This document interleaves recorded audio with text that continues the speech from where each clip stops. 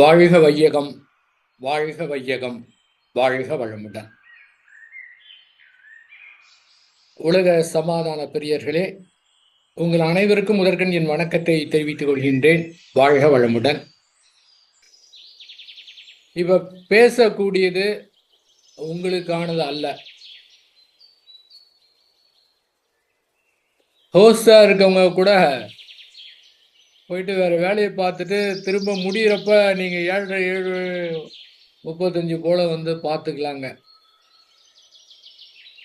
ஆகவே இப்போது பேசக்கூடியது உங்களுக்கானது அல்ல. நீங்க எல்லாரும் வெளியே போயிடலாம். சீரியஸா சொல்றேன், நீங்க எல்லாருமே வந்து வெளியில போயிடலாம். அப்புறம் மேற்கொண்டு கேட்டீங்கன்னா ஜாக்கிரதை சொல்லிட்டங்க.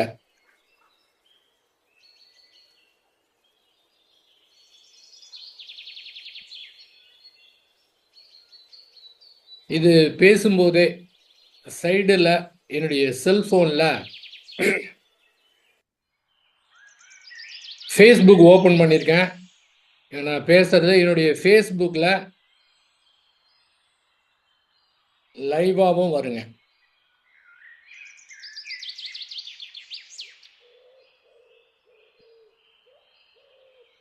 அனைவரும் இனிதே வாழ்க, வாழ்க வளமுடன்.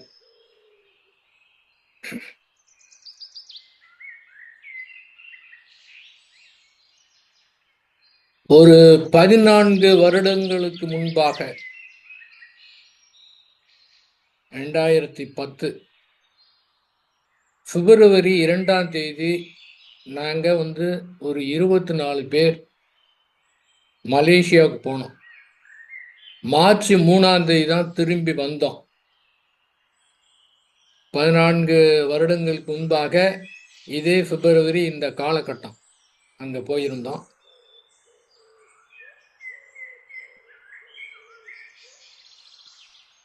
வேட்டுப்பாளையத்தில் சாரராஜன் அப்படின்னு ஒரு பேராசிரியர் இருந்தாங்க. அவங்க தான் எங்களை அங்கே அழைச்சிட்டு போயிருந்தாங்க. அதற்கு முன்பாக சிங்கப்பூரில் ஒரு சித்தர்கள் மாநாடு நடந்தது, அதற்காக அங்கே போயிருந்தாங்க. அங்கே மலேசியாவிலிருந்து வந்திருந்த மாஸ்டர் சேகா அப்படிங்கிறவங்கள மீட் பண்ணாங்க.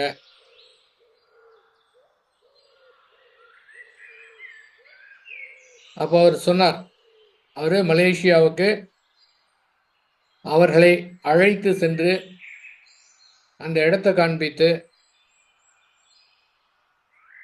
நீங்கள் இந்தியாவிலேருந்து சில பேர் அழைத்து வாங்க, அவர்களுக்கு இந்த பாடத்தை கொடுக்கலாம் அப்படின்னு வந்து சொன்னார்.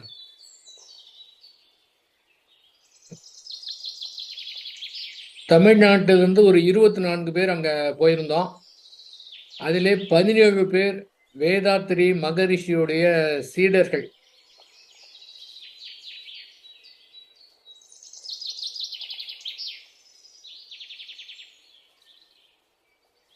அப்போது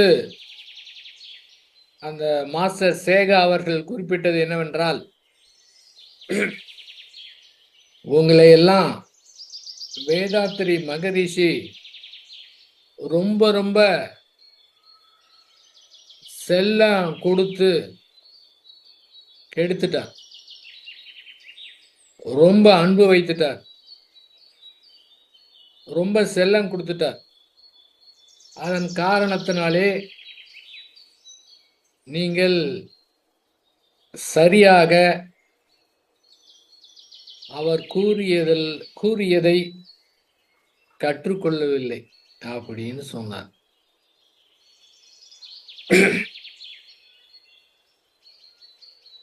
ஒரு தாய் எந்த மாதிரி ஒரு அன்பு காட்டுவாங்க? ஒரு 1000 தாய், ஒரு தாய் இல்ல, 1000 தாய் எந்த மாதிரி அன்பு காட்டுவார்களோ அந்த நிலையிலிருந்து உலக மக்களுக்காக தன்னையே அர்ப்பணித்து கொண்டு அந்த அன்போடும் கருணையோடு இந்த உலக சமுதாய சேவா சங்கத்தை துவக்கினார். துவக்குவதற்கு முன்பாகவே எல்லாத்தையும் முடிச்சிட்டாருங்க.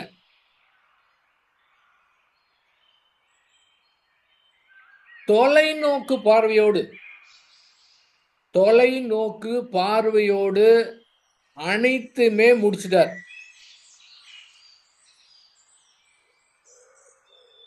எப்படி உலக அமைதி வரணும், எந்த மாதிரி வரணும், எப்படி துவங்கணும், எப்படி ஒருவர் தியானம் கற்றுக்கொள்ளணும், எப்படி அவருடைய மனதிலே அமைதி வர வேண்டும், அதன் காரணமாக எப்படி குடும்ப அமைதி வரணும், அதன் மூலமாக ஊர் அமைதி உலகம் என்று எப்படி விரிய வேண்டும் என்று ஒரு தொலைநோக்கு பார்வையோடு இயற்கையே அவருக்கு கொடுத்த அந்த மாபெரும் பொக்கிஷத்தை உணர்ந்து முழுமையாக அதுவாக மாறி அமைத்து கொஞ்சம் கொஞ்சமா எப்படி வளர்த்துட்டு வந்திருப்பார் பாருங்க.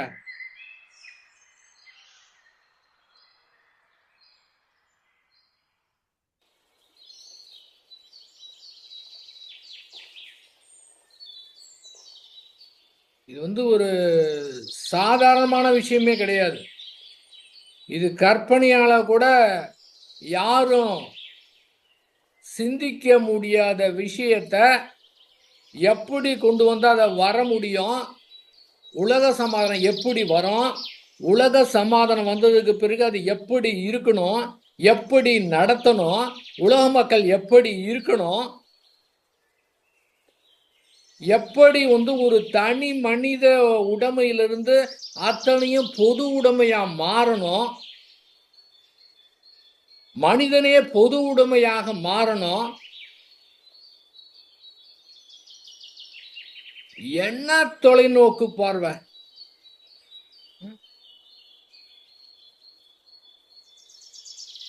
இப்போது நான் பேசக்கூடியது சமுதாயத்துக்காக.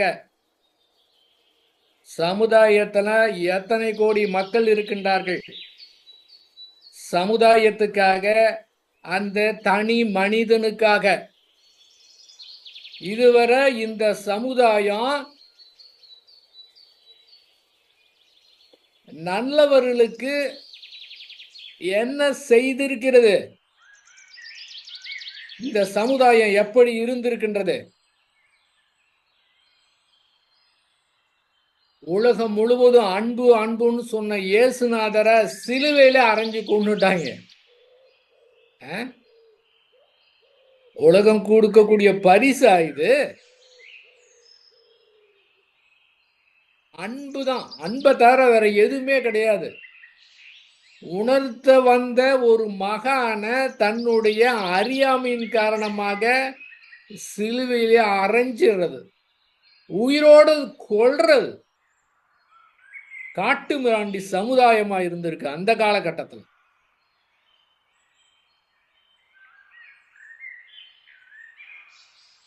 உலகம் உருண்டைன்னு ஒருத்தர் கண்டுபிடித்தார், கலீலியோ. உலகம் உருண்டைன்னு கண்டுபிடித்தார், தெளிவா புரிஞ்சுட்டார். உலக மக்கள் ஒத்துக்கல. எத்தனை கோடி பேர் வேணாலும் இருக்கட்டும், யாரு ஒத்துக்கலன்னு பரவாயில்ல, உலகம் உருண்டைன்னு சொன்னாரு. சரி, பைத்தியக்காரன் சொல்லிட்டு போறேன்னு விட்டுறலாம்ல, கல்லெடுத்து அடிச்சே கொண்டுட்டாங்க. இந்த சமுதாயம் கொடுத்த பரிசு.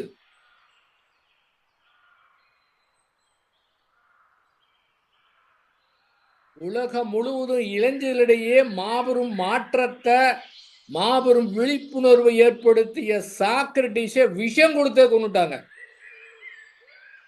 சமுதாயம் கொடுத்த பரிசு. இதுவரை உலக மக்களுக்காக, உலக நன்மைக்காக பாடுபட்டவர்கள் இந்த சமுதாயம் கொடுத்த பரிசு என்னவென்றால் இதுதான்.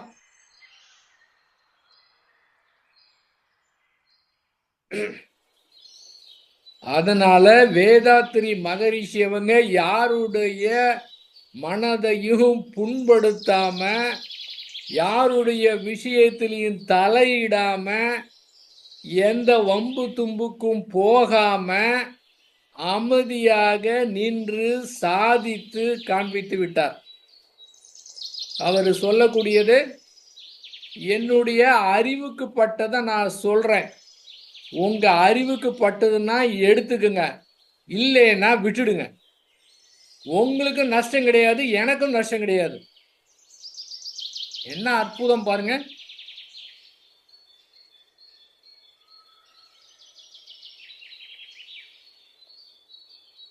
அதனால தான் இருக்கும்போதே தான் எந்த மாதிரி கனவு கண்டமோ அதை முக்கால்வாசி நிறைவேற்றி முடிச்சிட்டாருங்க.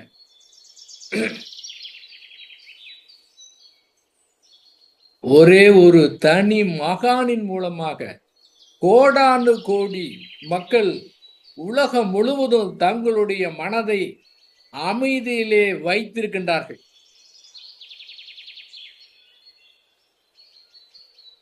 இது பத்தாது. இப்போது முக்கால் வாசி முடிச்சாச்சுன்னா, முக்கால் வாசி கிணறு தாண்டுனா என்ன ஆகும்? கிணத்துக்கு உள்ளாரதான் விழுவோம். அப்ப கால் வாசிய முடிக்கிறது, இங்க முக்கால் கிணறு தாண்டாம முழு கிணற தாண்டுவது யாருடைய கையிலே இருக்கின்றது? இந்த மாதிரி ஒரு நபர் பிறந்து 96 வருடங்கள் வாழ்ந்துட்டு போயிருக்கிறாரு அப்படிங்கிறதுல கூட உலகத்துல இன்னும் ரொம்ப பேருக்கு தெரியாது. அந்த சமுதாயத்துக்கு நான் சொல்றேன், அவரை பத்தி தெரிஞ்சுக்குங்க. சரி, எந்த மாதிரி வினைப்பயனும் கிடைக்கல, இல்லை என்றாலும் அவர்களுக்கு வேதாத்திரி மகரிஷி மாதிரி உலகம் முழுவதும் எத்தனையோ குரு இருப்பாங்க, அவங்களை தேடி இருப்பாங்க, அவங்க சொல்றத ஃபாலோ பண்ணிட்டு இருக்கலாம். இந்த கால்வாசியை நிறைவு செய்வது வேதாத்திரி மகரிஷி இடத்திலே கற்றுக்கொண்ட அவங்களுடைய பொறுப்புன்னு சொல்லலாம். அந்த பொறுப்பை சரியாக நிறைவேற்றவில்லை என்றால் அந்த இயேசுநாதருக்கும் கலீலியோவுக்கும் சாக்ரட்டிஸுக்கும் கொடுத்த அதே தண்டனை தான் வேதாத்திரி மகரிஷிக்கும் கொடுக்குறீங்க. ஜாக்கிரதை.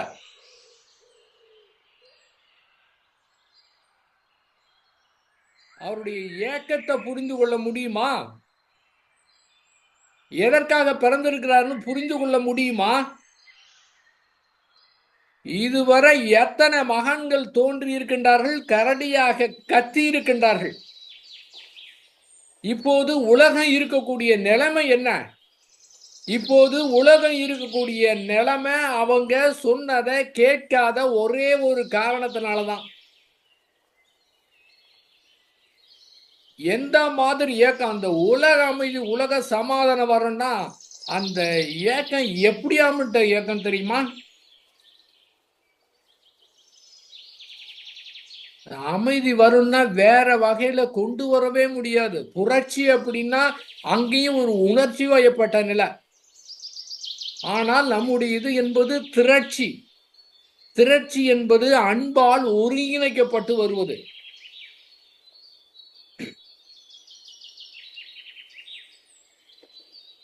அதுல இணையணும்.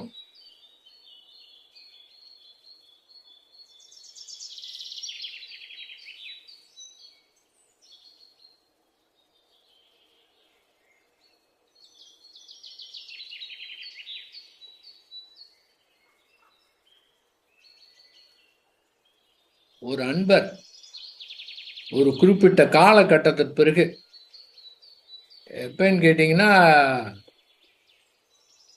85 86ல சொல்றார் வேதாத்திரி மகரிஷி கிட்ட, சுவாமிஜி இப்பெல்லாம் நீங்க ரொம்ப நல்லா பேசுறீங்க. அதுக்கு மகரிஷி அவங்க சொன்னாங்களா, 1953ல இருந்து என்ன பேசிக்கிட்டு இருந்தனோ அதே தான் பேசிட்டு இருக்கேன், எங்கேயுமே மாற்றவே இல்லை, இப்போதான் உங்களுக்கு புரியுதுன்னு. அவருக்கு புரிஞ்சிருச்சு. இப்பயாவது புரிஞ்சுக்கங்க.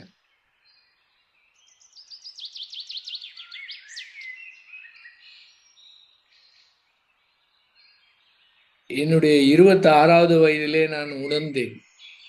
என்ன உணர்ந்தேன்னா, ரொம்ப பேர் பல பேர் வந்து மனவளக்கலையில இணைந்த காரணத்தினால ரொம்ப பேருக்கு நன்மை கிடைத்தது. மனவளக்கலை பெருகியது. சிலர் மனவளக்கலையிலே சேராமல் இருந்திருந்தாலே மனவளக்கலை பெருகியிருக்கும் அப்படின்னு ஃபீல் பண்ணேன். அந்த மாதிரி சில பேர் மட்டும் மனவளக்கலையில மட்டும் சேராம இருந்தாங்கன்னா மனவளக்கலை மிக சிறப்பாக போயிருக்கும்.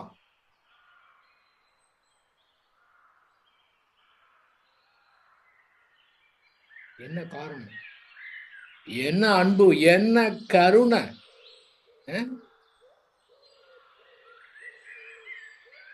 அவரை புரிஞ்சுக்கணும்ல.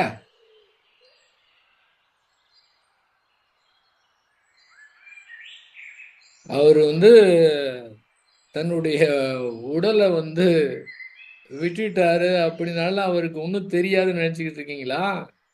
ஜாக்கிரதை. துல்லியமாக, மிக துல்லியமாக எங்க இருந்தாலும் இந்த உலகத்துல எந்த கோடியில இருந்தாலும் அந்த மனதில் ஏற்படக்கூடிய உணர்வுகளை இப்போது மிக துல்லியமா தெரிஞ்சுக்க முடியும்.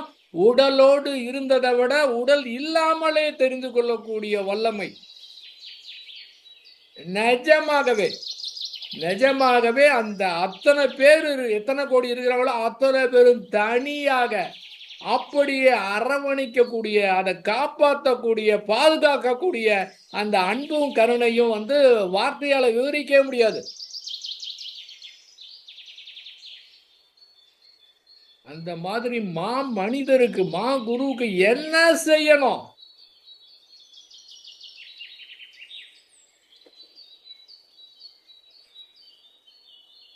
தன்னை உணர்ந்திருக்கணும். சரியான முறையில் தியானம் செய்திருக்கணும். இந்நேரம் முடிச்சிருக்கணும். தியானத்தில முடிச்சிருக்கணுங்க. முடிச்சுட்டு தெளிவாகிட்டு அந்த அந்த ஒரு ஏக்கம், அதாவது அந்த ஆரம்பத்தை கொடுத்தாச்சு, தூங்கியாச்சு, பல்வேறு வகையில பெருகிட்டு இருக்கு. என்ன ஆகணும்? அறிவுல வந்து முழுமைப்பட்டிருக்கணும். அந்த அளவுக்கு அதை ஒரு சீரியஸா எடுத்திருக்கணும்.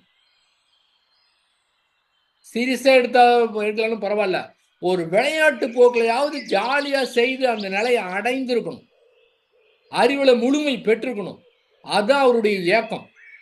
அப்ப பிரம்மஞானி அப்படின்னு பிரம்மஞானத்தை கொடுத்துட்டார் அப்படின்னா அங்கேயே வந்து முடிந்தது.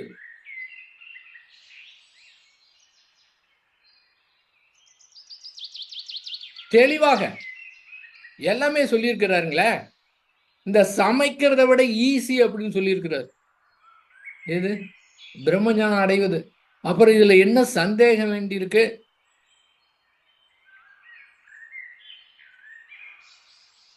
சரியான முறையில் எப்போதுமே எப்போதுமே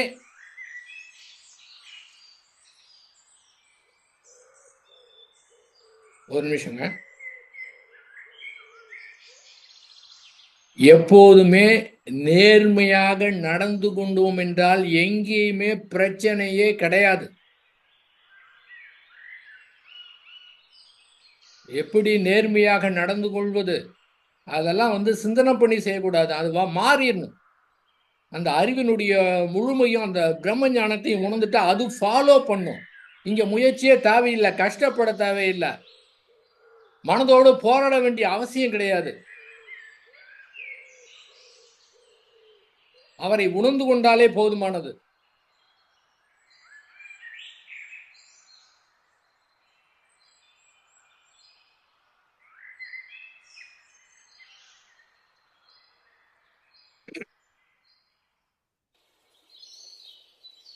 ஒரு நடிகர் இருக்கிறாங்க, நடிகை இருக்கிறாங்க. அவங்க நாடகத்திலே நடிக்கின்றார்கள், சினிமாவிலே நடிக்கின்றார்கள், புனிதமான பாத்திரம் ஏந்தி நடிக்கின்றார்கள்.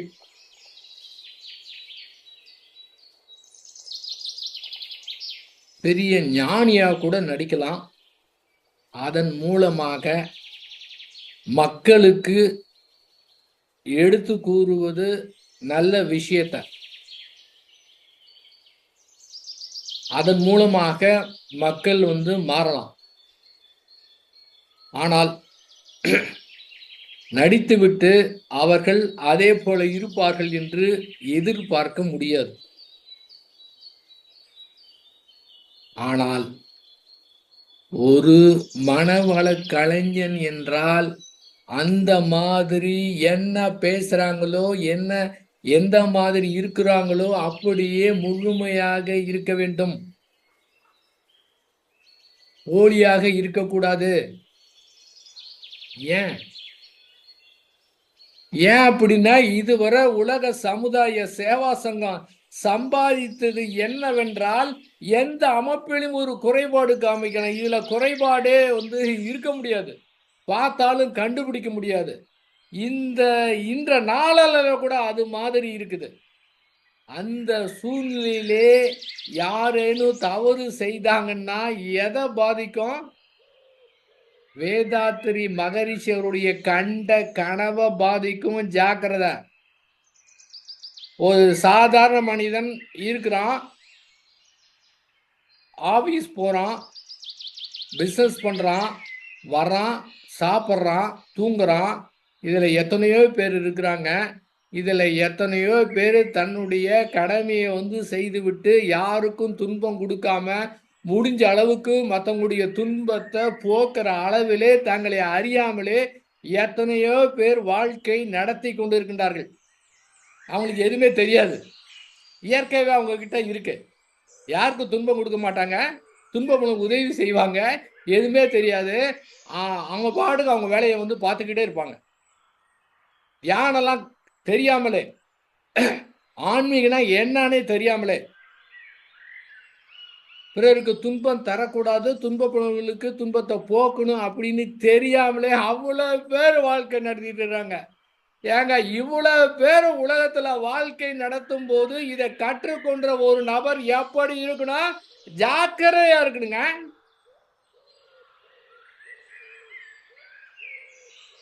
முடியலையா? பேசாம அது மாதிரி சாதாரண மனிதனா போய் வாழ்ந்துகிட்டு இருக்கலாம். இதுல இருக்கவே தேவையில்லை. சாதாரண மனிதனாக ஜாலியா சாப்பிட்டு தூங்கிட்டு டிவி பார்த்துட்டு சீரியல் பார்த்து ஜாலியா இருந்துட்டு முடிச்சுட்டு போயிருங்க. பெரிய பிரச்சனை ஏற்படாது. ஆனால் இந்த இதுல இருக்கும்போது ரொம்ப பேர் சமுதாயமே கவனிக்கிறது. இங்கு அந்த ஒரு நபரின் காரணமாக எத்தனையோ பேர் மதிப்பு மரியாதை வைத்திருப்பார்கள். இங்கே நடித்து கொண்டிருக்கின்ற காரணத்தினால இதை யாரெல்லாம் நினைக்கிறாங்களோ அவங்கெல்லாம் முழுமை பெற முடியாது. அதன் காரணமாக பெரிய சிக்கல் தான் ஏற்படும். அப்பவே சொல்லுவார் மகரிஷி, இந்த மாதிரி நடிக்கிறவனால ஏதாவது கொஞ்சம் நன்மையாவது ஏற்படும். ஆனால் போலீஸ் ஆமையில் இருந்தான்னா அவங்க நினைச்சிட்டு இருக்கிறவங்களுடைய வாழ்க்கையை ஒண்ணுமில்லாம போயிடும். ஜாக்கிரதையா இருக்கு. பயமுறுத்துறேன்னு நினைக்க வேணாம். தயவுசெய்து நெருப்போடு விளையாட வேண்டாம். வேதாத்திரி மகரிஷிகள் அன்பும் கருணையுமாக. ஆனால் ஏன் குருன்னு ஒன்று வைத்திருக்கிறாங்க, பார்த்தவனையே கண்டுபிடிச்சிருவாங்க. அந்த மாதிரி இருக்கவங்களுக்கு அவங்க உலகத்துக்கு ஏதாவது நன்மை செய்யக்கூடிய அளவிலே இயல்பாகவே அவங்க கிட்ட அந்த மாதிரி தன்மை இருந்தா அவங்களுக்கு உண்டான கூர்ந்து உணர்ந்து அவங்களுக்கு துன்பத்தை கூட போக்கிடுவாங்க. அதான் குரு வேணுங்கிறது. அதான் குருவுடைய அன்பும் கருணைங்கிறது. ஆனால் ஆனால் அந்த இயற்கை இருக்குது பாத்தீங்களா, அந்த இயற்கை தயவு தாட்சண்யமே பார்க்காதுங்க. தயவு தாட்சண்யமே பார்க்காது. மகரிஷி அவங்க சொல்லுவாங்க,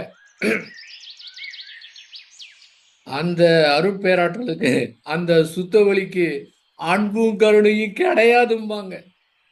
என்னங்க, அது கடவுள் அன்பானது கருணையானது தான் கேள்விப்பட்டிருக்கோம். என்னங்க அன்பும் கருணையும் கிடையாதா? ஆக்சுவலா அதுக்கு அன்பும் கருணையும் கிடையாது.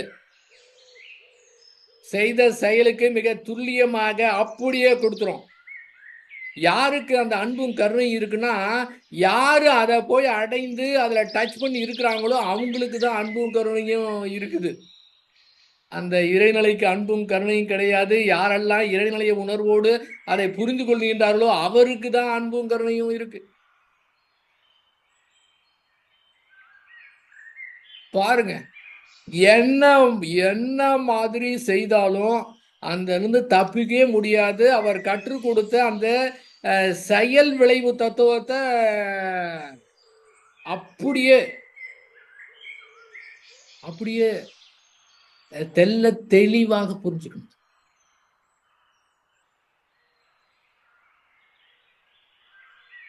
ஏன்னா குரு வந்து காப்பாத்துறாரு, அது ஒண்ணுமே பண்ண முடியாதுங்க. ஏன்னா அதுக்கு மனசே கிடையாது. ஏன்னா செயல் செய்து விட்டோம் என்றால் அதுக்கு உண்டான விளைவை அப்படியே கொடுத்தாகும்.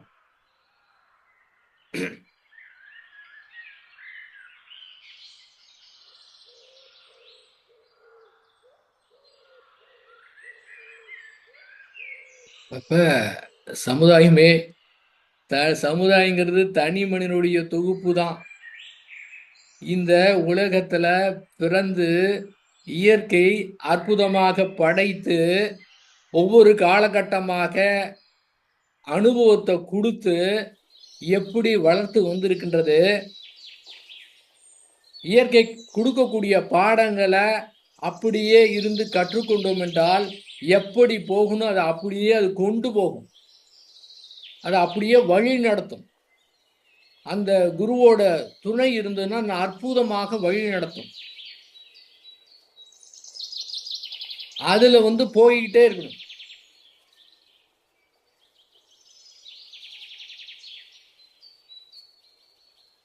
எத்தனை நாள் தியானம் செய்வது, எப்படி தியானம் செய்வது, எப்படி தியானம் செய்யுதுன்னு கேட்கவே கூடாது. உள்ள போய் கண்டுபிடிச்சு அது முடிச்சிடணும். வாழ்நாள் முழுவதும் தியானம் செய்துக்கிட்டு இருக்கக்கூடாது. அதை முடிச்சிடணுங்க.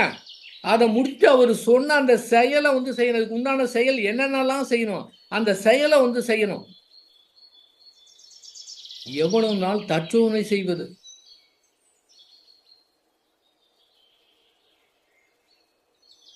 வெற்றி பெறணும்ல. காலம் முழுவதும் போராடி கொண்டே இருக்கணுமா? வெற்றி பெறணும்ல. வெற்றி பெறுவதற்கு என்ன பண்ணணும், அதை சரி பண்றதுக்கு என்ன பண்ணணும், எந்த மாதிரி இதெல்லாம் அதுல வெற்றி பெற முடியும்? கடுமையாக போராடி கட்டி புரண்டுட்டு இருந்தா ஒன்றும் கதைக்கே ஆகாது. துல்லியமானதை கண்டுபிடிக்கணும். அந்த நிலை வந்து வரணும். அது வரவில்லை என்றால் சமுதாயத்துக்கு மேலும் சிக்கலை தான் வந்து ஏற்படுத்துவாங்க. குழப்பம்தான் மிஞ்சும். தனக்கு ஏற்படக்கூடிய குழப்பத்தின் காரணமாக குழப்பம்தான் வந்து விரிவலையா பரவும். சரியா செய்யணுமே. எப்படி சரியா செய்யறது? திரும்ப கேட்கவே கூடாது. திரும்ப வந்து தானாகவே அந்த உள்நோக்கி சென்று எப்படி வந்து அடைவது அப்படிங்கிறத அது முழு மூச்சாக.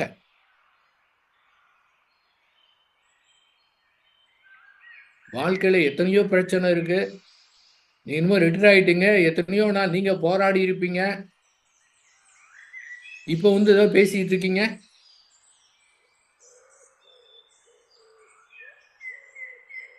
அந்த அனுபவத்தினாலதான் சொல்றேன்.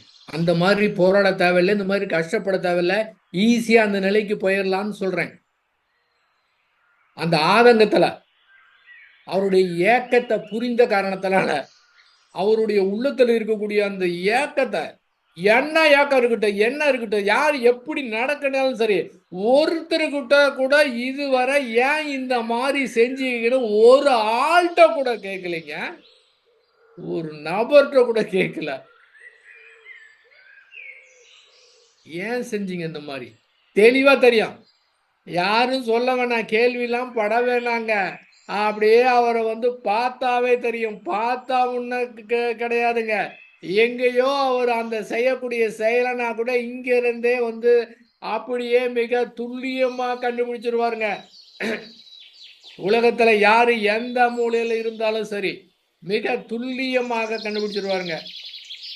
மன உணர்வுகளை கண்டுபிடிச்சிருவாரு. என்ன மாதிரி இருக்கிறாங்கன்னு கண்டுபிடிச்சாரு. என்ன இயக்கம் இருக்கு? எத்தனை வருடங்கள் ஆயிடுச்சு? 1957 ஆரம்பிச்சார். எவ்வளவு நாளா இருக்கு? எத்தனை தனி மனிதர்கள் தன்னுடைய உள்ளத்திலே அந்த உண்மையான மன நிறைவோடு இருக்கிறாங்க. இல்லைன்னா அதுக்கு என்ன காரணம்? ரொம்ப ஈஸியாச்சே. ஏன்னா அவரை பிடிச்சா போதுங்க, அது கொண்டு போவோங்க. அதை சீக்கிரம் அடைந்திருக்கணுமே. செயல் செய்யணும், முடிச்சுட்டு செயல் செய்யணும். சமுதாய மாற்றத்துக்கு என்ன வேணும், எப்படி மாற்றம் நடக்கணும், அந்த பொருளாதாரத்துல அந்த பொது உடைமையில அவர் என்ன சொல்லியிருக்காரு, என்ன பிளான் பண்ணியிருக்கிறாரு, என்ன சொல்லியிருக்கிறாரு, அதை செயல்படுத்துவதற்கு என்ன செய்யணும், அதுக்கு உண்டான செயலை செய்யணும். இங்கேயே தனக்குள்ளாரையே போராடிக்கிட்டு இருந்தா எப்போ முடிக்கிறதுங்க?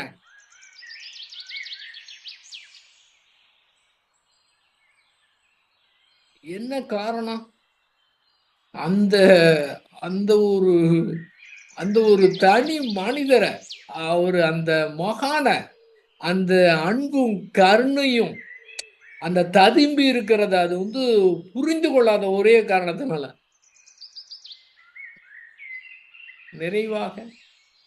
நிறைவு பெறுவதற்கு முன்பாக என்ன சொன்னார்? என்னங்க? தனித்தனியா எடுத்து பார்த்தா 1958 கூடுவாஞ்சேரியில அந்த உலக சமுதாய சேவா சங்கர போர்டை போட்டு அந்த ஊர்ல இருக்கிற கிராம மக்கள், யா இந்த குடிசையில உட்காந்துட்டு எப்படியா நீ உலக சமுதாயத்துக்கு சேவை செய்ய போற அப்படின்னு கேட்டாங்களே. அதுல இருந்து ஒவ்வொன்னா தனித்தனியா எடுத்து பார்த்தா எப்படி வளர்ச்சி, எப்படி ஏற்றுக்கொள்ளல், தமிழ்நாட்டிலே மாபெரும் ஒரு ஆன்மீக திரட்சி, எத்தனை அறிவித்துகோள்கள், எத்தனை தனி மனித உள்ளங்கள் எப்படி சின்சியரா மாற்றம் பெற்றிருக்கின்றது. அந்த அளவுக்கு நேருக்கு நேர் பார்த்துவிட்டு நிறைவான காலகட்டத்திலே ஒரு 10 பேராவது தேறுவாங்களா அப்படின்னு கேட்டா அது என்ன ஏக்கம்? ஏன் சரியா நடந்துக்கலைங்க? என்ன ஏக்கம்? அது சொன்னதுக்கு பிறகாவது அதுக்கு பிறகு அந்த ஒரு ஏக்கம் வந்திருக்கணுமா? இப்படி கேட்டார ஆக்சுவலா நான் கேள்விப்பட்ட உடனே அவர் சும்மா தான் சொல்றேன் நினைச்சேன். ஏன்னா அவருக்கு நான் பேரே வச்சிருக்கேன். என்ன பேர் தெரியுங்களா? உலக மகா நடிகர் அப்படின்னு. நடிகர்னா என்னங்க? கண்டே பிடிக்க முடியாதுங்க. அவரை கண்டே பிடிக்க முடியாதுங்க. ரொம்ப ஈஸி தான், ஏன்னா கண்டுபிடிக்க முடியாது. மகரிஷியே ஒன்று சொல்வார். ஒரு செல்வன் தான் ஒரு ரயில் பெட்டியில போறார். அவர்கிட்ட ரொம்ப பணம் இருக்குன்னு அதே பெட்டியில ஒரு திருடனும் போறான். 2 பேரும் டிராவல் பண்ணிட்டு இருக்கிறாங்க.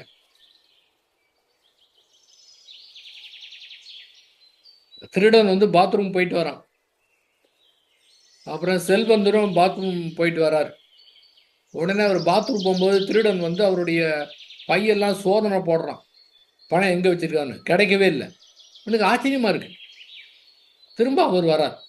திரும்ப திருடன் போறான். இவனால பணம் இருக்கிற இடத்த கண்டுபிடிக்க முடியல. கடைசி இறங்குறப்ப பார்த்தா அவர் என்ன பண்ணியிருக்கிறாரு, அந்த பணத்தை திருடன் இருக்கக்கூடிய வச்சிருக்கிற பையிலே வச்சுட்டார். அவன் எல்லாத்தையும் தேடுறான், தாங்க இருக்கிற பையில தேடலை. அதே போல இந்த இறைவன் ஒவ்வொருடைய உள்ளத்திலே உறைந்திருக்கின்றான். இது other end of your mind is the God. அங்கேயே இருக்கிறான். வெளியிலேயே தேட தேவையில்லை, எங்கேயும் போக தேவையில்லை, எங்கேயுமே தேட தேவையில்லை, இங்கேயே இருக்கு. அப்ப அங்க உள்ளே சென்றாலே, தன்னை அறிந்து கொண்டாலே அவரை தெரிஞ்சுக்க முடியும். அவரை தெரிந்து கொண்டாலே தன்னை தெரிஞ்சுக்க முடியும்.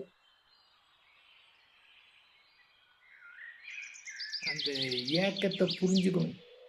ஏக்கத்தை புரிஞ்சிக்காம இருந்தா இன்னும் சிக்கல் தான் ஏற்படும். ஏன்? எத்தனை தனி மனித உள்ளங்கள் மாறுகின்றனவோ அதை பொறுத்து பெரிய மாற்றத்தை ஏற்படுத்த முடியும்.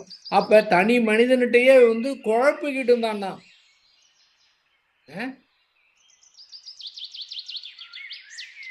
குடும்பத்தை அமைதியா நடத்த முடியல, குழந்தைகளை சரியா வளர்க்க முடியல,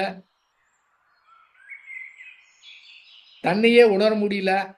அவர் என்னதான் வந்தாரு, எதுக்கு தான் வந்தாருன்னு கண்டுபிடிக்க முடியல. ஏன் இந்த போராட்டம்?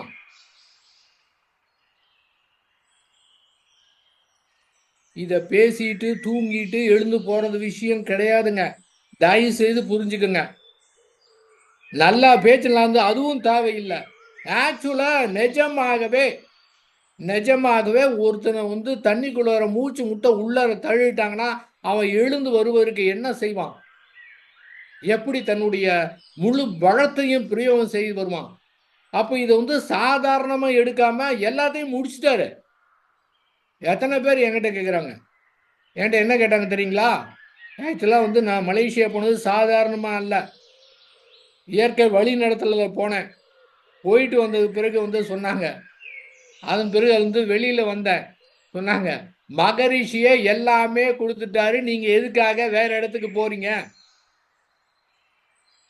கரூர் அழிவுத்தூர் கோயிலில் அந்த விளம்பர பலையில கீழே நான் எழுதியிருந்தேன். இறை தேடும் பணி இங்கே நிறைவடைகிறது அப்படின்னு போட்டிருந்தேன்.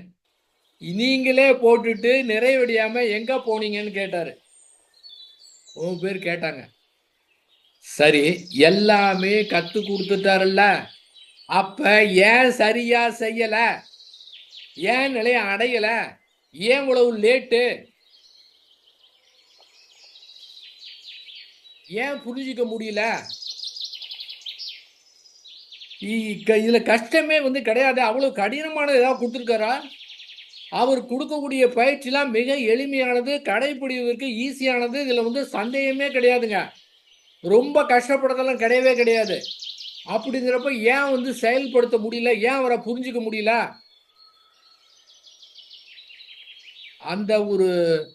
அந்த உலக மக்கள் மேல வைத்த ஒரு அன்பை, அதை வந்து அந்த ஏக்கத்தை அவங்கள ஊடுருவி பார்க்கும்போது அந்த பெற்ற உணர்வை, அவரோடு மௌனம் இருக்கும்போது அந்த பெற்ற அந்த அன்பையும் கருணையும் உலகத்து மக்கள் மேல ஒரு வாழ்த்துறதையும் அந்த எந்த மாதிரி ஏக்கத்தையும் என்னால எப்படியாவது விவரித்து எப்படியாவது தனிமன்ட்ட ஒப்படைக்க முடியுமான்னு பார்த்தா முடியல. என்னால முடியவில்லை. என்ன மாதிரி அன்பு? நிஜமா அது வந்து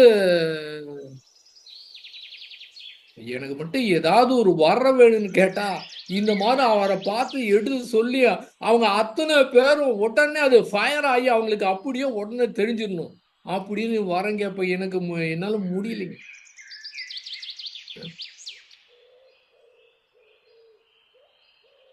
நீர்த்து போயிடக்கூடாது. அவருடைய தத்துவங்கள்லாம் அதை நீர்த்து போயிடக்கூடாது. வெறுமனே பேசிட்டு இருக்கக்கூடாது. அது அப்படியே அப்படியே ஒருத்தர் இருந்தாருன்னா அது அப்படியே அது இருக்கணும் அவருடைய இதை. அந்த மாதிரி ஒரு உணர்வோடு வேதாத்தின்மர்களுடைய சீடர்களா அந்த மாதிரி இருக்கணும். கடினமே கிடையாதுங்க. இதை ஃபாலோ பண்ணணும், அந்த மாதிரி பண்ணணும், இந்த மாதிரி பண்ணணும் அப்படிங்கலாம் எதுவுமே கிடையாதுங்க. ரொம்ப ஈஸிங்க. கெட்டியா அவரை பிடித்தா அது ஃப்ரீயா. இயற்கை வந்து அற்புதமானதுங்க. என்ன அற்புதம்! யாருக்கு என்ன கொடுக்கணும், எப்படி கொடுக்கணும், எப்படி கொண்டு போகணும், எப்படி அறிவுல முழுமை அடைய வைக்கணும், அழகா அது வந்து கொண்டுட்டு போகுங்க. ஈஸியா கொண்டுட்டு போகும்.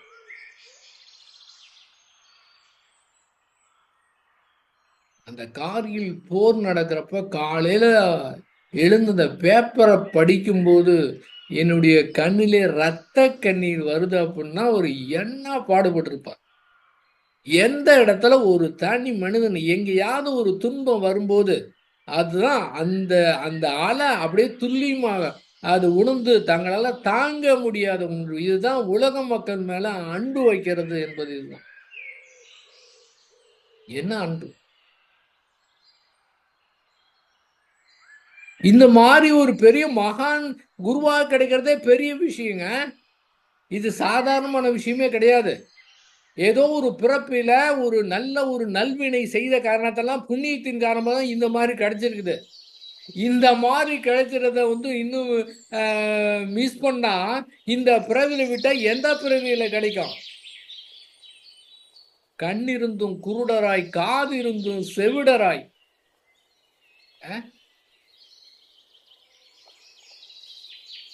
அந்த நீர்த்து போய்விடக்கூடாது. அப்படியே இருக்கும். அவர் என்ன மாதிரி சொன்னாரோ அது அப்படியே போகணும். நீர்த்து விடக்கூடாது. பண்ண முடியும்.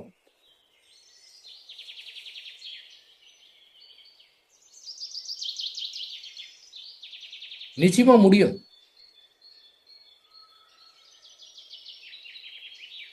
தயவு செய்து புரிஞ்சுக்குங்க. நிஜமா நான் மேடை பேச்செல்லாம் பேசவே இல்லைங்க. நிஜமாங்க. மேடை பேச்சே பேசல.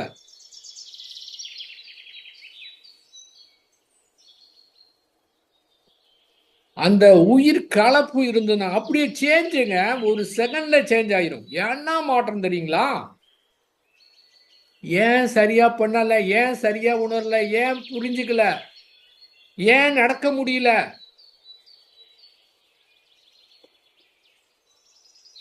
இதனுடைய விளைவுகள் என்ன?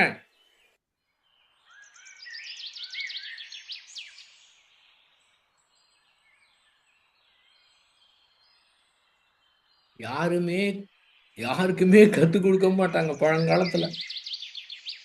காட்டுக்கு போகணும், எல்லாத்தையும் துறக்கணும், அப்படியே அவருக்கு சேவகம் செய்யணும். கடைசி அவருக்கு பிடிச்சவங்க தான் சொல்லி தருவாங்க. எல்லாத்தையும் மாற்றி அமைச்சாச்சு. பெண்களுக்கு கத்துக்கலாம், குடும்பத்தினர் கத்துக்கலாம், யாருமே இதுக்கு துறக்க தேவையில்லை, என்ன வேணாலும் பண்ணிக்கலாம், அதோட இதையும் சேர்ந்து செய்யலாம். என்ன எளிய முறை. அப்ப ஏன் அதாவது அந்த மாதிரி யாரேனும் இந்த நெருப்போடு விளையாடாதீங்க, ஜாக்கிரதை. இதை கத்துக்கிட்டு தப்பு செஞ்சுட்டு இதை யாரு பாதிக்குன்னா, யாரு கத்து கொடுத்தாங்களோ அவங்கள பாதிக்கும். நல்லவர்களுக்கு இந்த சமுதாயம் கொடுக்கக்கூடிய பரிசா இது?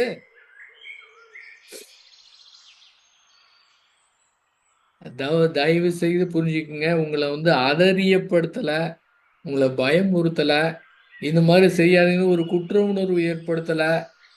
ஏன்னா அந்த அன்போடு இருந்து அது சொன்னதை ரொம்ப ரொம்ப செல்லம் கொடுத்துட்டாரு. அதுக்காக தான் நான் பேச வேண்டியிருக்கு. நான் எதிரிக்கே நன்மை செய்யக்கூடிய அளவுக்கு ஒரு கொடுத்தாருன்னா, இதை கற்றுக் கொடுத்தவருக்கு அந்த மாதிரி செய்யலாமா? இல்லைன்னா வேற வேலையை போய் பாருங்கிறேன். அவருக்கு என்ன கொடுக்கணும்? எப்படி கொடுக்கணும்? என்ன மாதிரி நடந்துக்கணும்? தனி மனிதன்ல எப்படி மாற்றம் நடக்கணும்? எதுல தனி மனிதனுடைய மாற்றம் பெரிய உலகத்துல மாற்றத்தை ஏற்படுத்தும் அப்படிங்கிறதுல எவ்வளவு நம்பிக்கையா இருக்கணும்?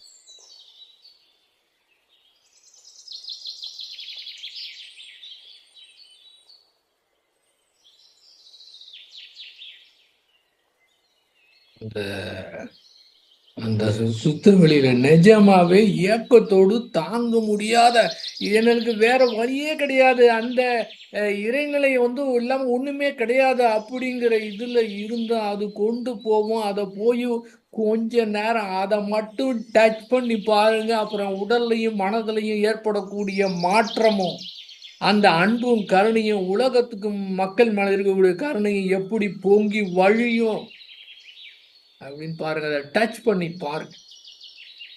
தயாரா இருக்கிறார் குரு, தயாரா இருக்கிறார். ஜாக்கிரதை.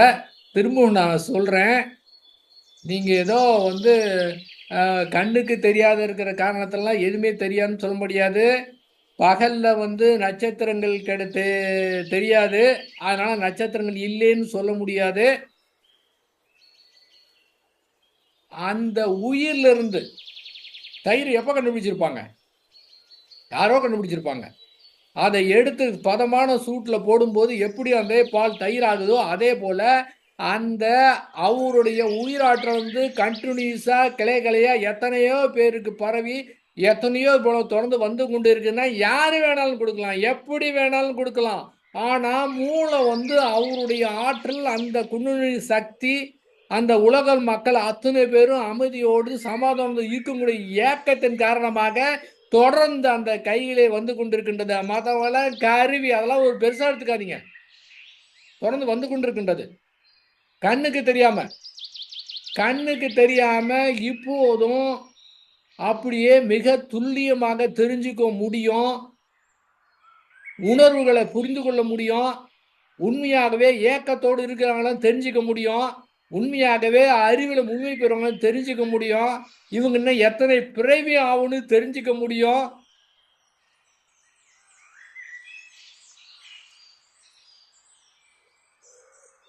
அவங்களுக்கு என்ன செய்யலாம் அப்படின்னு கொடுக்க முடியும். ஏங்கிறாருங்க. தயவு செய்து புரிஞ்சுக்குங்க. என் கற்பனைலாம் கிடையாது. நான் உங்களுக்கு எப்படி சொல்றதுன்னு தெரியல. அந்த அளவுக்கு மிக துல்லியமாக ஏங்கி இந்த மாதிரி ஒருத்தர் ஏங்குவாரா? என்ன ஏக்கம் தெரியுங்களா?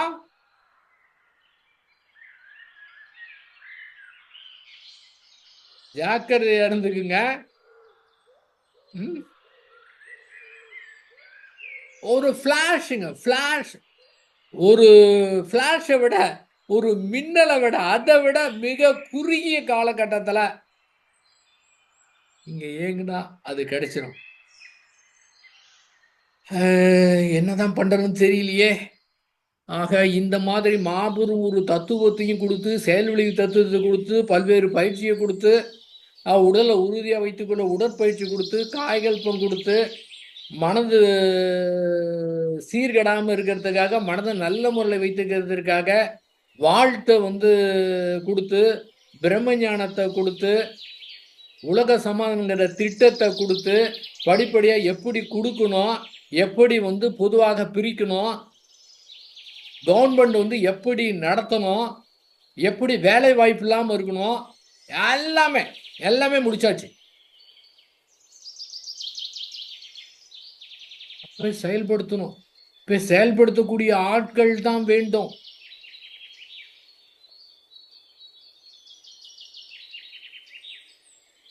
எப்படி செயல்படுத்துவது, எப்படி அவரை அடைவது, எப்படி அவரை புரிந்து கொள்வது, கேட்கவே கூடாதுங்க. கேள்வி கேட்டுலாம் முடியாதுங்க. ஏன்னா கேள்வி கேட்டு சந்தேகம் வந்துகிட்டே இருக்குங்க. ஒரே முனைப்போடு நீங்களே உங்களுடைய மனதை கொண்டு எப்படின்னு ஆராய்ச்சி பண்ணுங்க. வீட்டில் ஒரு பிரச்சனை, குழந்தைகளுக்கு ஒரு பிரச்சனை, வாழ்க்கை பிரச்சனை. இந்த வாழ்க்கை பிரச்சனை நைட்டு தூக்கலாமா கஷ்டப்பட்டுட்டு இருக்கேன்ல. இதற்கு அந்த இதுக்கு என்ன பிரச்சனை அப்படின்னு தூங்காம இருந்து பாருங்க.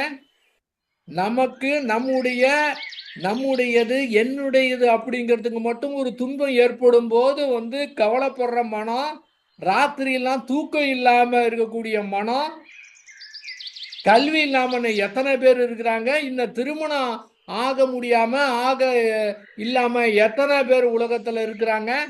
நம்ம வீட்டில் நடந்தா மட்டும் அவ்வளவு கஷ்டமா இருக்குது. நைட்டு தூக்கமே வர மாட்டேங்குது. இத உலகத்துல எப்படி இருக்கானு தூக்கம் இல்லாம கேட்டு பாருங்க, கனெக்ஷன் கொடுப்பாரு. சுயநலம் இல்லாம இருந்து பாருங்க, கனெக்ஷன் கொடுப்பாரு. உலகத்துக்காக நான் இருக்கேங்கிறது நிஜமாகவே உள்ளுக்குள்ளார எந்தவித எதிர்பார்ப்பும் இல்லாம, புகழுக்காகவும் பொருளுக்காகவும் இல்லாம நிஜமாகவே அந்த பியூரா, அந்த கள்ளக்கபடி இல்லாம வேதாத்திரி மகரிஷி மாதிரியே அந்த மாதிரி உணர்வோடு நைட்டு தூங்காம, இந்த மாதிரி உணர்வு தான் நைட்டு தூக்கம் வருமா? அதை அடையிறதுக்கு முன்னால தூக்கம் வருமா? தூங்கிட்டு இருக்கீங்க எல்லாரும். சமுதாயமே தூங்கிட்டு இருக்கு. ராத்திரி பகலா தூங்கிட்டு இருக்கு. என்ன செய்யறன்னு தெரியாம தூங்கிட்டு இருக்கு. ஒரு விழிப்பு நிலை இல்லாம தூங்கிட்டு இருக்கு. உலகமகா தூக்கம். தூங்கிக்கிட்டே எல்லா வேலையும் பார்க்கறது.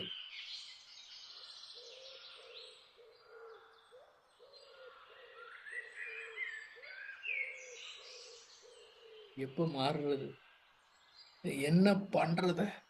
உள்ளுக்குள்ள இருப்போம். கேட்க கூடாது. எப்படி, எந்த மாதிரி? ராத்திரி பொழுது தூக்கமே வரக்கூடாது. இயற்கை கொண்டு போவுங்க.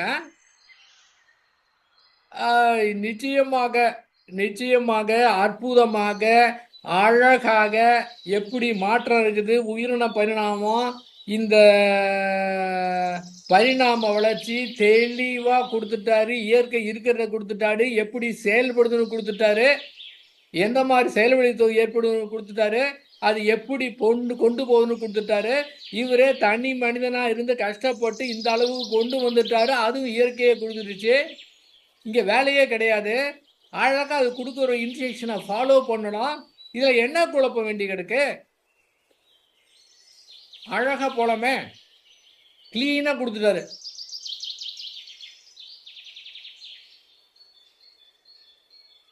இத்தனை பேர் இருந்தும் இது வந்து அந்த நிலையை எப்படி சொல்வது, என்னுடைய அறியாமை தான் இருக்கலாம்.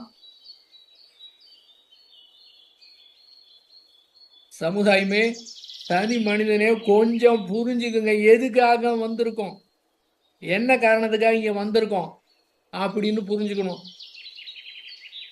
அது குழப்பு, தனி மனிதனா இருந்து பார்த்தா குழப்பமா தான் இருக்கு. அப்ப அந்த மாதிரி அற்புதமா வழிகாட்டுறார். அந்த வழிகாட்டுதலை பயன்படுத்தி போலாமே.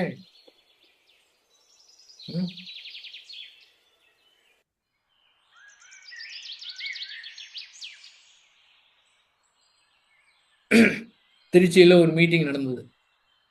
5:30 மணிக்கு போட்டிருக்கிறாங்க. வேதாத்திரி மகர்ஷி கரெக்டா 5:30 மணிக்கு ஷார்ப்பா வந்துட்டார். கியாபி விஸ்வநாதன் ஸ்கூல்ல.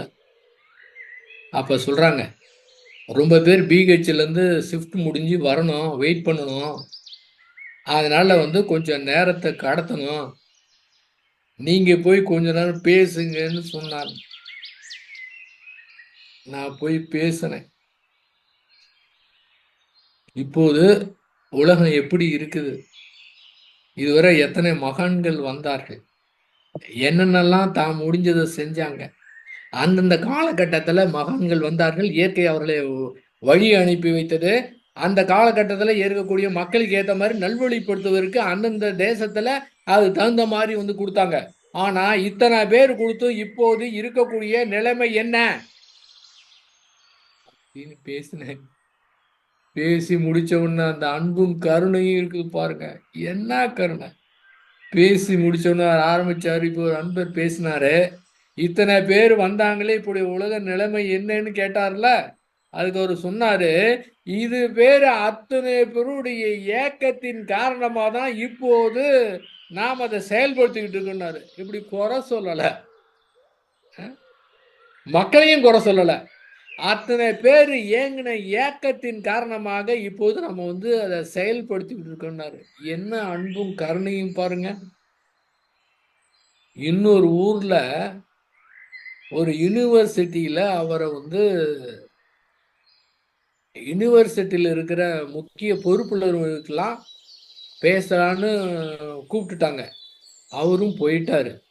ஆனா அங்க போன அவங்க என்ன பண்ணிட்டாங்க, இதுதான் சமுதாயத்தை நான் சொல்றேன். அவங்க என்ன பண்ணிட்டாங்க, அந்த யூனிவர்சிட்டியில் முக்கியமான ஆட்கள்ல அந்த கூட்டத்தை ஏற்பாடு பண்ணாம அதை தவிர்த்து விட்டு சாதாரணமா ஒரு காலேஜில் வெள்ளிக்கிழமை சாயந்தரம் இந்த இலக்கிய மன்றம் நடக்கும் பார்த்தீங்களா, அந்த இடத்துல போய் பேசுறதுக்கு விட்டு, அந்த வரவேற்பை சொல்றது அந்த மாணவி, நன்றி சொல்றது ஒரு மாணவி, அந்த மாதிரி சாதாரணமாக நடக்கக்கூடிய இலக்கிய கூட்டத்தில் போய் மகரிஷிய பேச வச்சாங்க. அவ்வளோ தூரம் டிராவல் பண்ணி வந்து அதை அவர் கண்டுக்கவே இல்லை. அந்த குழந்தைங்களுக்கு என்ன வேணுமோ அது கொடுத்தாரு. அதன் பிறகு அவர் அன்பொழியில் எழுதினாரு, இந்த மாதிரி ஏற்பாடு பண்ணிட்டு இந்த மாதிரி கொடுத்ததுனால ரொம்ப பேருடைய அன்பருடைய உள்ளம் புண்பட்டு இருக்கும், அந்த மாதிரி உங்களுடைய உள்ளம் புண்பட்டதற்கு நான் காரணமாயிட்டேன், என்னை மன்னிச்சுக்கங்கிறாரு. என்ன காரணம்? அவர் காரணமா? சமுதாயம் செஞ்ச தவறுக்கு எத்தனையோ பேர் இந்த மாதிரி ஏற்பாடு பண்ணிட்டு இந்த பெரிய மனிதரை, பெரிய மகான சாதாரணமா பயன்படுத்திட்டாங்களே அப்படின்னு எத்தனையோ பேர் உங்களுடைய மனம் வந்து கஷ்டப்பட்டு இருக்கும். அதை நான் உணர்றேன். அந்த மாதிரி உங்களுடைய மனதுக்கு வருத்தம் ஏற்படுத்துக்கு நான் மன்னிப்பு கேட்கறேன்னா ஒரு என்னங்க இந்த அன்பவே புரிஞ்சுக்க முடியல. இத்தனை நாள் வாழ்வதே வேஸ்ட். இந்த அன்பை புரிஞ்சுக்க முடியாதா?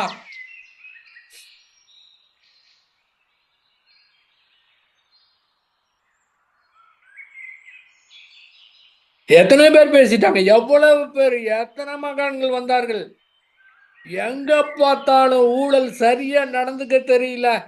இந்த ஐந்துலயும் அதிகாரத்தையும் புலன் இன்பத்திலையும் மயங்கி போய் இன்னும் பெருகணுங்கிறதுல இன்னைக்கு எத்தனை பேர் தான் வருவாங்க? தேவையில்லைங்க. மகனி சொல்லுவார், தேவையே இல்லை. இன்னுமே புதுசா ஒரு தத்துவம் எதுவுமே தேவையில்லை. புதிதாக எதுக்குமே கொடுக்க தேவையில்லை. இருக்கிறத ஃபாலோ பண்ணா போதும். இருக்கிறத ஃபாலோ பண்ண வேணாம். உங்களுக்கு தெரிஞ்சதை மட்டும் ஃபாலோ பண்ணுங்க. இதுவரை மனிதனாக வாழ்க்கை வாழ்ந்து உங்களுக்கு தெரிஞ்சதை மட்டும் ஃபாலோ பண்ணுங்கன்னா, புதுசா ஒண்ணு கத்துக்க வேணாம்னு சொன்னார்னா என்ன ஆகுதுங்க? அந்த அன்பை உணர்னா ஜடமாவா இருக்கும். அந்த அன்பை உணர்ந்து கொள்ள முடியலன்னா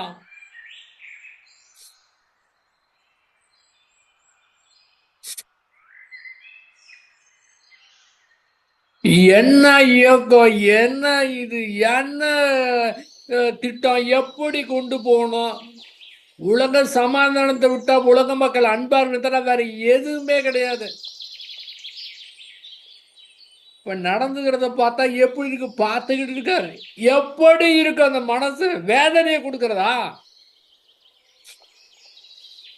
இதுவரை அந்த மகனுக்கு கொடுத்த தண்டனையே திரும்ப இவருக்கு கொடுக்கிறதா?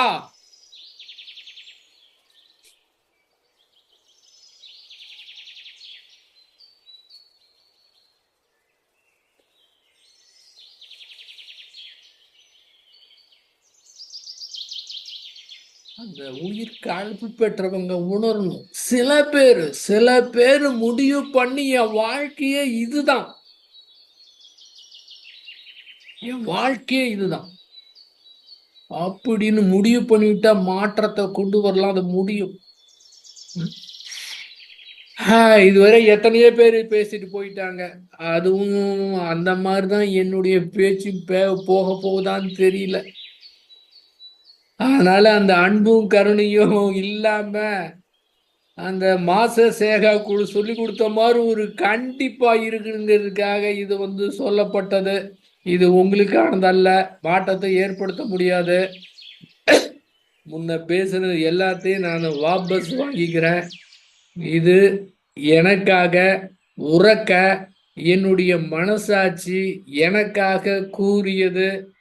அந்த அன்பும் கருணையும் அந்த இதுல கலந்து போய் உறைந்து போய் உருகி போய் நான் பேசுறதே ரொம்ப அதிகம். பேசவே முடியாது. அதை உணர்ந்துட்டா பேசவே முடியாதுங்க. வார்த்தையில ஏதாவது கொண்டு வர முடியும்னு பாக்குறேன், முடியல. அதனால உங்களுக்கு சமுதாயமா இருந்தாலும் சரி, தனி மனிதனா இருந்தாலும் சரி, நிச்சயமா சமுதாயத்தை மாற்றவே முடியாது. ஆகவே இதுவரை பேசிய உரை எனக்காகவே நானே சத்தமாக பேசிக்கொண்டேன். நானே ஜாக்கிரதையாக இருக்கின்றேன். எப்படி டெக்னாலஜியை பயன்படுத்திக்கிறோமோ அதே போல அந்த தீராத நிலையில் இருக்கும் போதையுமே எதையுமே பற்றி பிடிக்காம, மலேசியாவில் இருக்கிறப்ப ஒரு வார்த்தை சொன்னாங்க, இந்த மாதிரி நீங்க வேதாத்திரி மகரிஷி மேல இந்த அளவுக்கு அன்போடு பற்றோடு இருக்கிறீங்களே, அவரு வரணும்னா அவர் மேல இருக்கிற பற்ற நீங்க விட்டாதான் வருவாருனாங்க. நிஜமா விட்டேன். அதுக்கப்புறம் தான் வந்தாருங்க. பாருங்க, அதிலையுமே எதையுமே பிடிச்சு வைக்காம இப்ப எப்படி இந்த காலகட்டத்துக்கு வேதாத்திரியத்தை எப்படி கொண்டு போறது, எப்படி பயன்படுத்துறது, எப்படி சிந்தனை பண்றது, எப்படி கொண்டு போலான்னு அதே நிலையில இருக்கிறது. இதையே பிடித்து வைக்காம கொஞ்சம் கனெக்ட் பண்ணா அவரே கொண்டு போவாரு. அந்த மகான்கள் அத்துணை பேருமே ஒரேல தான் இருக்கிறாங்க. இது பெரிது தாழ்ந்து அப்படின்னு கிடையாது. ஏன் இயற்கை இத்தனை குருமார அனுப்பணும்? பல்வேறு தரப்பட்ட மக்கள் இருக்கிறாங்க. அதுக்காக எதுவுமே உயர்ந்தது தாழ்ந்தது எதுவுமே கிடையாது. அவங்கவுங்க நல்ல நோக்கத்தை தான் செய்துக்கிட்டு இருக்கிறாங்க. ஆகவே அதை பயன்படுத்தி இந்த பிறவியிலேயே மாரிஷ் அவங்க சொல்லுவாங்க, இந்த மாதிரி ட்ரை பண்ணி ஆகி கிட்டத்தட்ட ஒரு 70-75 ஆயிடுச்சுன்னா ஆகா இனிமே முடியாது அப்படின்னு முடிவு பண்ணி இந்த பிறவி அடுத்த பிறவியை பார்த்துக்கலான்னு இந்த ஒத்தி போட்டு அந்த இன்னொரு பிறவிக்கே ஒத்தி போடுறது. அப்படி இல்லை, நேருக்கு நேர் இப்பவே பிடிச்சு இந்த பிறவியிலேயே திரும்ப திரும்ப எனக்கு வந்துகிட்டே இருக்கிறது. ஏன்டா நீ மேடை பேச்சு பேசிட்டு இருக்க, யாராவதுன்னா பரவாயில்ல, ஏன்டா வேஸ்டா எத்தனை பேர் தொண்டை தண்ணி கத்துட்டாங்க, புதுசா என்னடா நீ கத்திட்டு இருக்க அப்படின்னு உள்ள இருந்து வருது. பரவாயில்ல, யாருக்கே இல்லை, எனக்காவது யூஸ் ஆகும்ல, எனக்காவது எப்படி கொண்டு போகணுங்கிறது எனக்கு முன்னூறு வரும்ல, அது போதுமே. தனியா இருந்தானே அந்த மாதிரி தனியா புலம்ப முடியாத, இத்தனை பேர் இருக்கிறவ புலம்புனா நல்லா புலம்பலாமே. தனியா புலம்ப கூட இந்த மாதிரி புலம்ப முடியாத, இத்தனை பேரை பயன்படுத்தி புலம்பிக்கிறேனே. ஆக என் புலம்பலுக்கு நீங்க உதவி இருந்த உங்களுக்காவது நான் நன்றி சொல்லணும். நான் அதுவே போதும் மேடம்.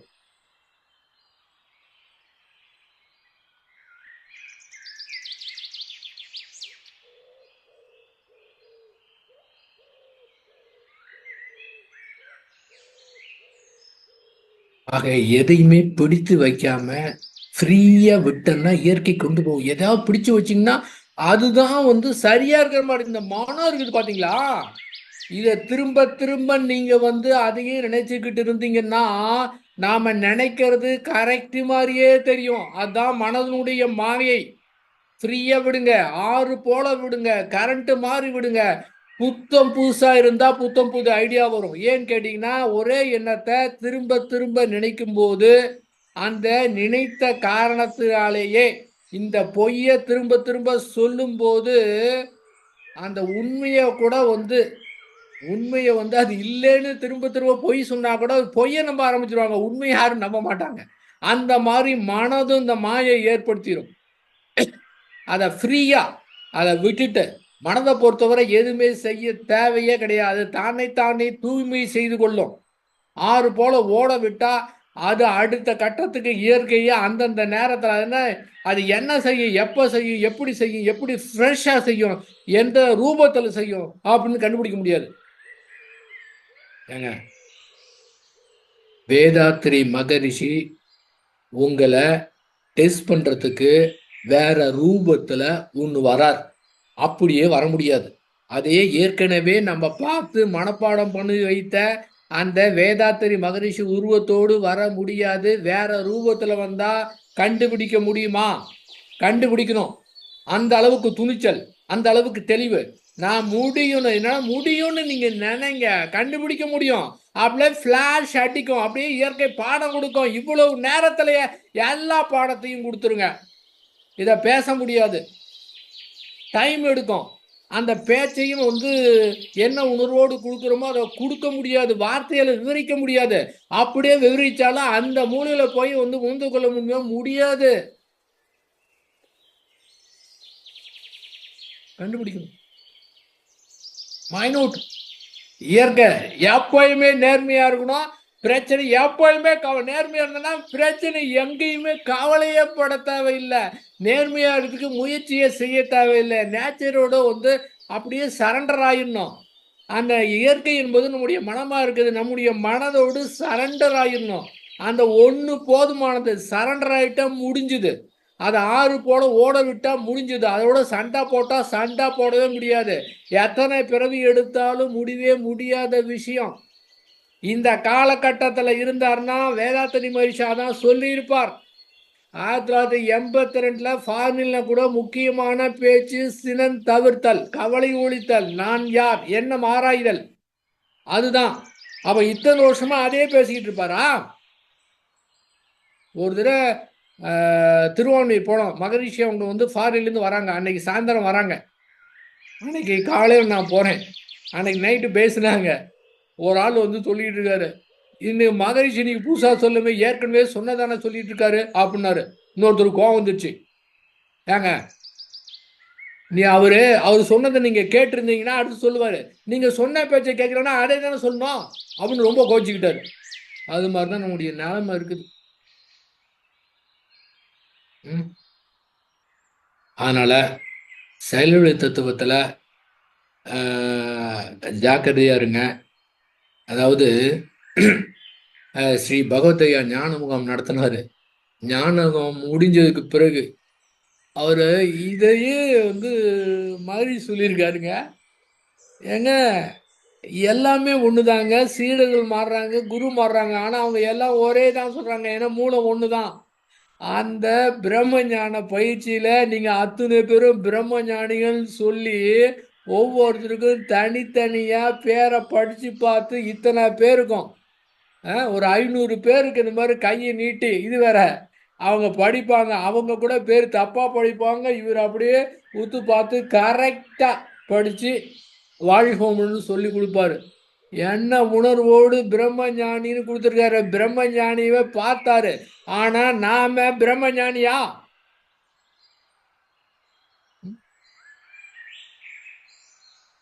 என்ன நம்பிக்கையோடு கொடுத்துருப்பாரு பாருங்க. அத்துணை பேரும் பிரம்ம என்ன அன்பும் கருணை. இந்த சமைக்கிறத விட ஈஸியானது அப்படின்னு சொன்னார்னா எவ்வளவு அற்புதம். அந்த ஞான முகாம்ல ஸ்ரீ பகவத் ஐயாவும் அந்த முடிச்சதுக்கு பிறகு இவர் பிரம்ம ஞானின்னு சொன்னாரு, அவர் ஞானின்னு சொன்னாரு.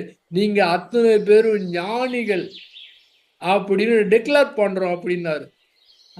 நீங்க அத்தனை பேரும் பிரம்ம ஞானின்னு அந்த மாதிரி சொல்லும் போது என்னுடைய கண்கள்ல கண்ணீர் வரும். நான் எத்தனையோ ஞானம் அட்டன் பண்ணிட்டேன். அந்த வார்த்தை சொன்னாவே எனக்கு அழுக தாங்க முடியாது. ஏன்னா அவங்க எப்படி பார்க்கறாங்க, எப்படி எல்லாம் ஞானியரா பார்க்கறாங்க. அதை முடிச்சுட்டு ஸ்ரீ பகவத் ஐயா சொன்னாரு, என்ன நம்பிக்கை பாருங்க. நாம் அனைவரும் புத்தர் பரம்பரையிலே இணைந்து விட்டோம். என்ன சொல்றாரு பாருங்க. யாரையும் அடையில அப்படிலாம் சொல்ல. இப்ப நான் பேசுற மாதிரி கூட பேசலைங்க. நாம் அனைவரும் புத்தர் பரம்பரையிலே இணைந்து விட்டோம். ஆகவே புற செயல்களை பார்த்து செய்யணும், சரியா நடந்துக்கணும். புத்தர் இப்படி நடந்துக்குவாரா? அந்த மாதிரி உணர்வோடு புற செயல்களை மிக சிறப்பா நடத்தணும். அகத்துல வேலையே கிடையாதுன்னு இந்த ஆன்மீகத்தையே க்ளோஸ் பண்ணிட்டு நல்ல நிறைவாக நம்ம நல்ல நிலையில இருக்கிறோம், அந்த நிலையை அடைந்துட்டோம் அப்படிங்கிற நிலையில இப்ப போய் வேலையை பாருங்க, புற செயலை பாருங்கன்னு எவ்வளவு வேலைகள் கிடக்கு. அந்த ஞான முகாம்ல சொல்வாரு, உங்களுக்கு தெரிஞ்ச ஞானிகள் பேரை சொல்லுங்க அப்படிம்பாங்க. ரொம்ப பேர் சொல்லுவாங்க, ரமண மகரிஷி, ஓஷோ, வேதாத்திரி மகரிஷி, பகவத் ஐயா அப்படின்னு. அப்புறமே சொல்லுவாரு, எங்க 3 நாளா கிளாஸ் நடத்துறேன், உங்க கண்ணாடியில உங்களை பார்த்துக்கவே மாட்டீங்களா அப்படின்னு சொல்லுவாரு. அப்போ என்ன மாதிரி பாருங்க. சரிங்க, ரொம்ப லேட் ஆயிடுச்சு. ஆகவே நான் பேசின அத்தனையும் வாபஸ் வாங்கிக்கிறேன். ஜாக்கிரதைன்னு உங்களுக்கு சொல்லல, எனக்கு சொல்லிக்கிட்டேன். ஜாக்கிரதையா இருந்துக்கடா மனோகரா. எத்தனை நாள் இருக்க போறியோ, ஜாக்கிரதையா இருந்து ஏதோ பண்ணுடா அப்படின்னு எனக்கு நானே சொல்லுகிறேன். வேற யாரையும் நான் நம்பல. ஏதோ பண்ணிட்டு போங்க, என்னால முடிஞ்சதை செய்யறேன். என்னுடைய அந்த இருக்கிறதுல எனக்கு நம்பிக்கை இருக்கின்றது. இதன் காரணமாக நிச்சயமா மாற்றத்தை ஏற்படுத்துகிற நம்பிக்கை வேதாத்திரி மகரிஷி என் மேல வைத்த அன்பும் கருணையின் காரணமாக இருக்குது. தன்முனைப்போ தற்புகழ்ச்சியோ கிடையாது. அந்த நம்பிக்கையோடு நான் இந்த நிகழ்ச்சி நடந்து முடிந்து விட்டது. அனைவரும் இனிதே வாழ்க. வாழ்க வளமுடன்.